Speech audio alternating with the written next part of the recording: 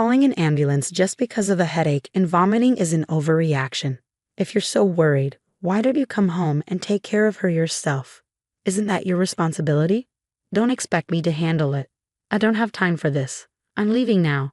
You deal with it. As my daughter cried and curled up in pain, my husband walked out of the house. She had always been healthy and rarely got sick. How could it be an overreaction when she was suffering like this? It was obvious he didn't care about her at all. I was at work when it happened, but I was so scared for her that I rushed home and called an ambulance myself. If I had been there from the start, maybe she wouldn't have had to suffer so much.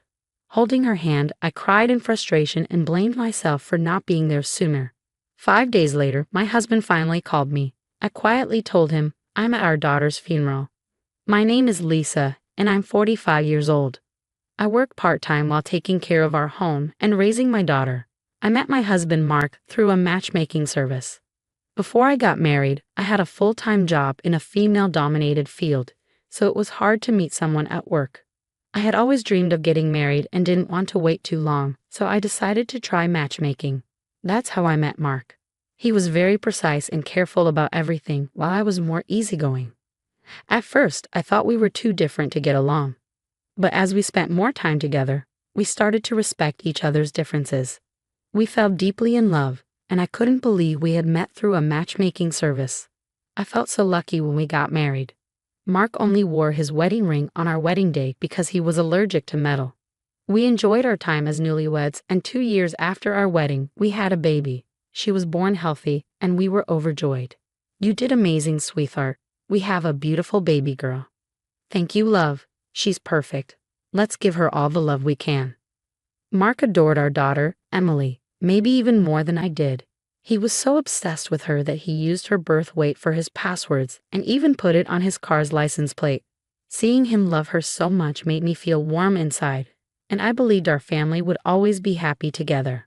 A mother's journey. Around the time Emily started high school, Mark suddenly began working late all the time. I'm in charge of a new project. I'll be home late today, so don't wait for me. I might even have to stay at the office overnight. I understand. That sounds tough. I really appreciate how hard you're working, but don't push yourself too much. It's okay to come home early sometimes. Love you. I was proud of him for doing well at work. But he was so overworked that even on his days off, he locked himself in his study. I knew he needed rest, but he barely spent any time with us. The house started to feel cold and distant. Emily had always been a daddy's girl. Since she was little, she adored her father. But lately, things had changed. Dad's been locked in his study a lot.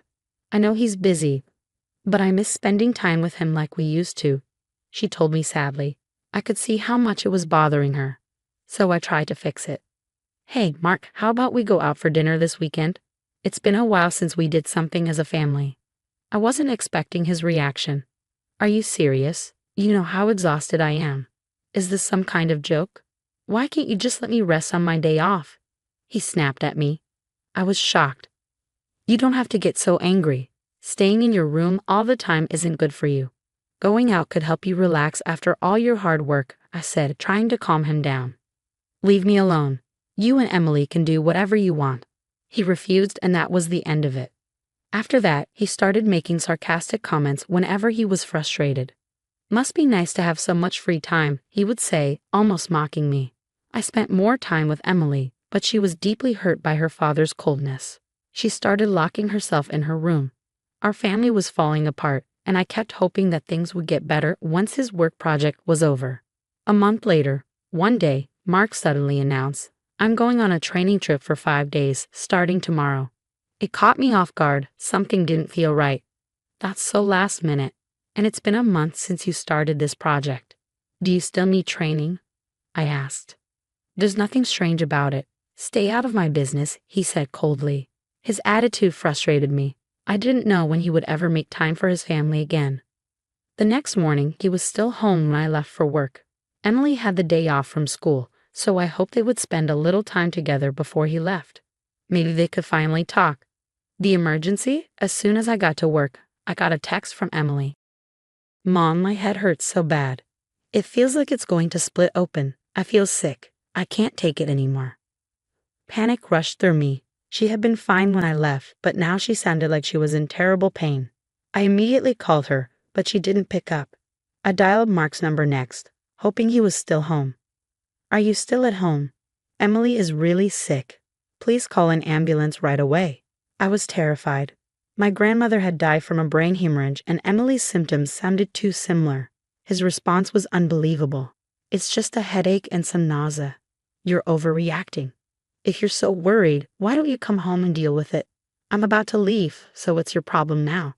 I couldn't believe what I was hearing. What the hell, Mark? Our daughter is in pain, and you're just going to leave? Is your job really more important than her? I yelled. You're making a big deal out of nothing. It's raining today. Maybe she's just feeling down. If you come back, the problem will be solved. I can't be late for work. Time management is important, he said coldly. He didn't care. The man who used to love Emily more than anything had completely changed.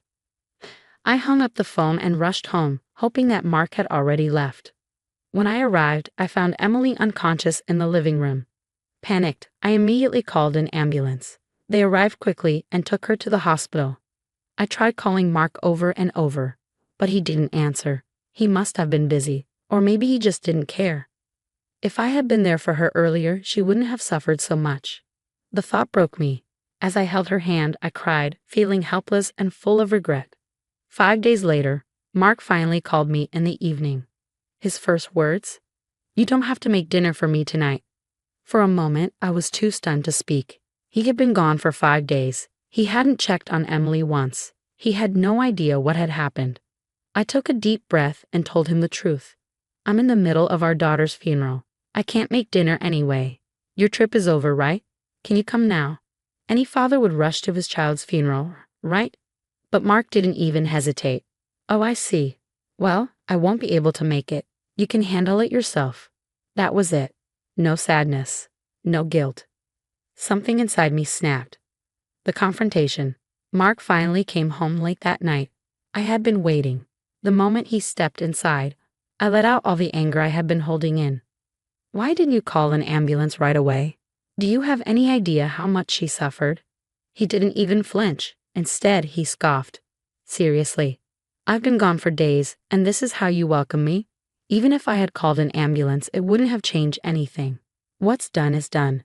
Here, I bought you some sweets. Maybe that'll cheer you up. I stood there in shock. He had no remorse at all. I didn't even have the energy to argue anymore. Sensing my silence, he smirked. By the way, hand over all the insurance money.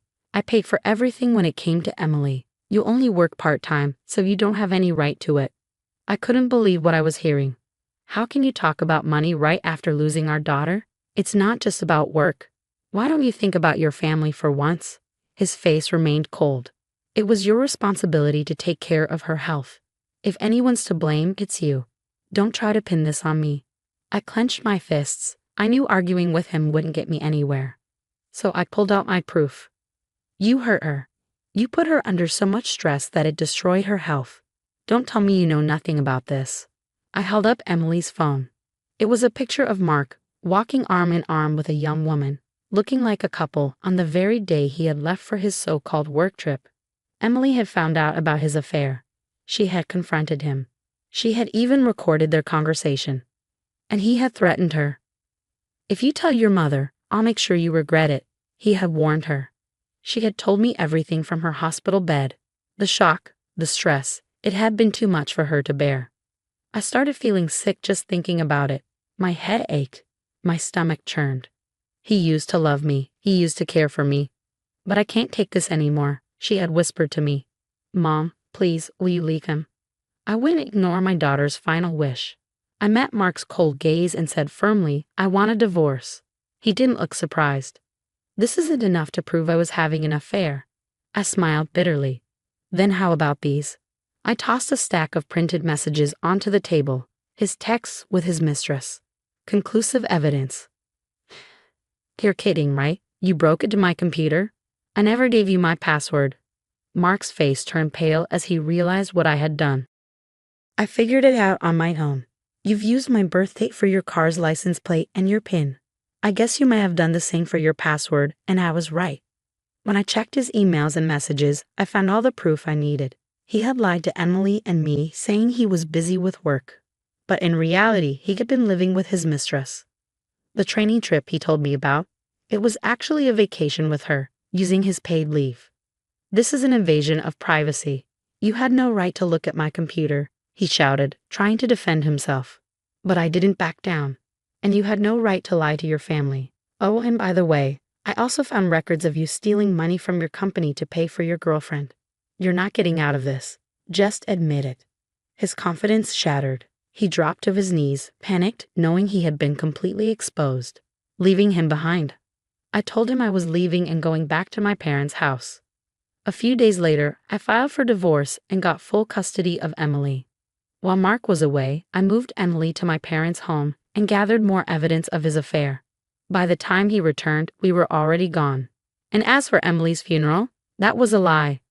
I wanted to see what he would choose, his daughter or his affair. He didn't even hesitate. He thought that if Emily was gone, he could keep his affair a secret and use the insurance money to pay back the company. That's when I realized what a terrible person he truly was. The thought still makes me shudder. I reported his embezzlement to HR, and he was fired. They demanded that he return all the money he had stolen. He complained that it was too much to pay back, but that wasn't my problem. And as if karma wasn't done with him yet, I found his mistress's contact information saved on his computer.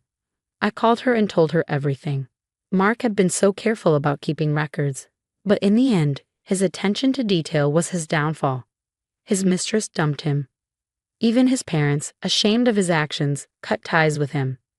Now he lives alone, struggling to pay child support, alimony, and the money he owes his company. A fresh start. One day, Mark came crawling back, full of regret. I'm so sorry, I was weak and I made terrible mistakes. Please, can we start over? But it was far too late. I refused to forgive him. As for Emily, the little girl who once adored her father, she had completely changed. I never want to see him again, she said firmly. With the support of my parents and a close friend who had been through something similar, Emily slowly started to heal.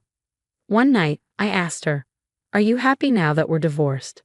She didn't even hesitate. Of course, he's just a stranger to me now. What really matters is that I have you, Mom. You always cared about me. Thank you for being here. I love you. Tears filled my eyes as I hugged her tightly. Thank you for being my daughter. I loved you so much. At that moment, we both knew we had each other, and that was enough. We were finally stepping toward a brighter future together.